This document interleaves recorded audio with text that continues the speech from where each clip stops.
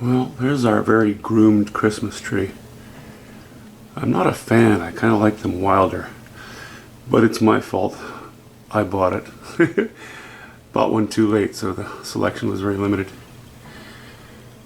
There we have,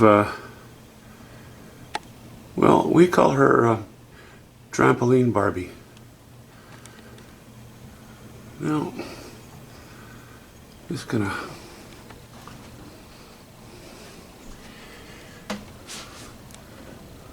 it's kind of deceiving. We had more snow than it looks like, but the wind is so hard it just kind of clears the fields and fills up the ditches.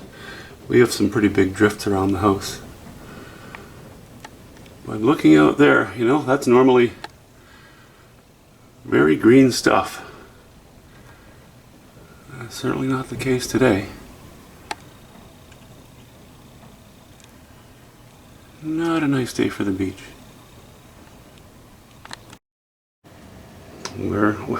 Well, there's the result of me fixating on that warm yellow or sky-colored band in the foreground. It turned into the foreground water being quite a bit lighter. You know, with some variety in it though, of course. But I do like how it shows off the shapes in the foreground.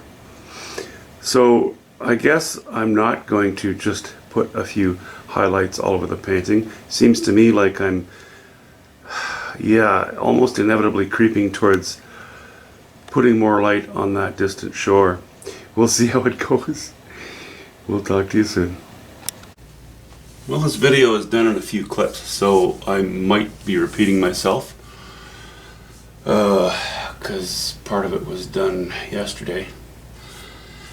Anyway, yeah, I got the water in. I think I like that better, you know. I might still introduce a slash of green or greener color in here somewhere, and I might not. I after I put that bar of yellow in there, I thought, oh, I kind of like just to carry it on, really highlighting this framing of the focal area. Okay, I guess I'll be right back. More garbage phone calls. So yeah, there's that. I have actually lightened up just a few brush strokes with Cadiolo Pale and Quinacridone Magenta in places, just to intensify it a little bit. You know, we have so much information here, and here, and here. But the point that is supposed to be the most interesting, or that at least initially draws and holds the eye, here, there really wasn't a lot of information.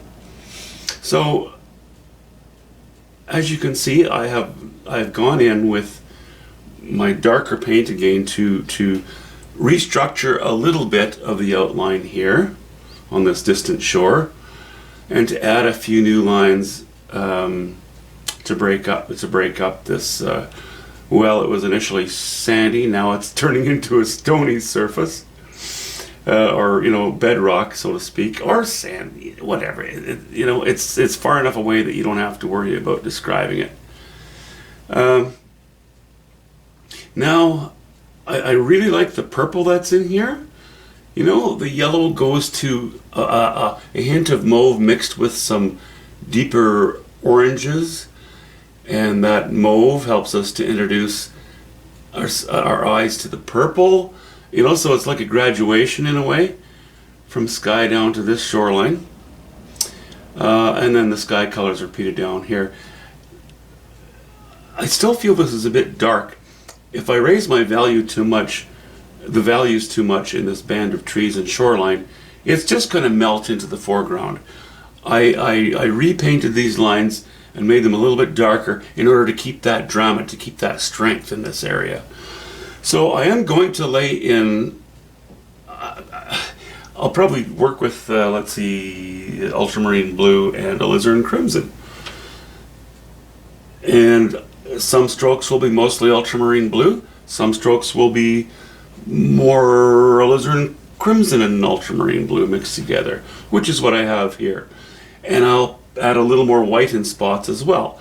I might even highlight a couple of tree trunks here and there, or old trees, or driftwood, you know, some indication of some interest on this distant shore, without getting too detailed. At the most, it would be one or two, maybe none. We'll have to see how it goes as I paint it.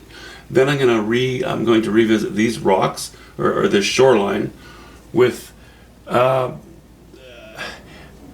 maybe a slightly higher value, definitely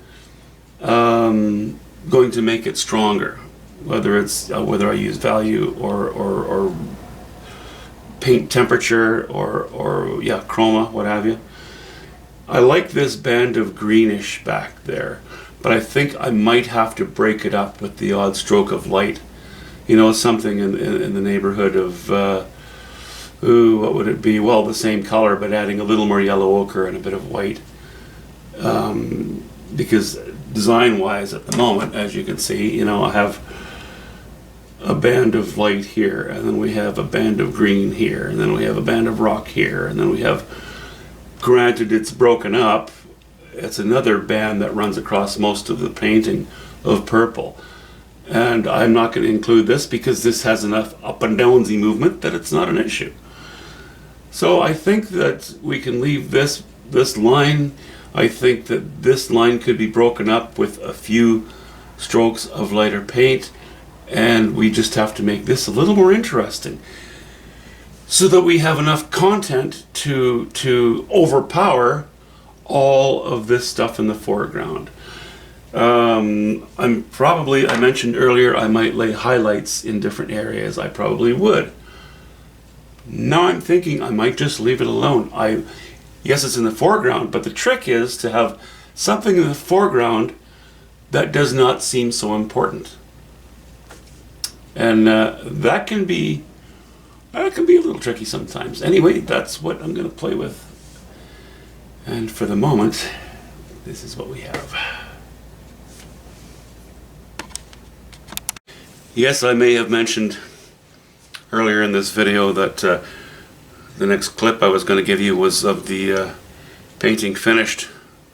I lied again, and that's why I believe that to be the case for the next video.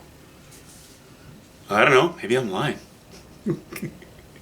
Anyway, as you can see, it's getting there. I shouldn't make promises I can't be sure to keep. Talk to you soon. Bye.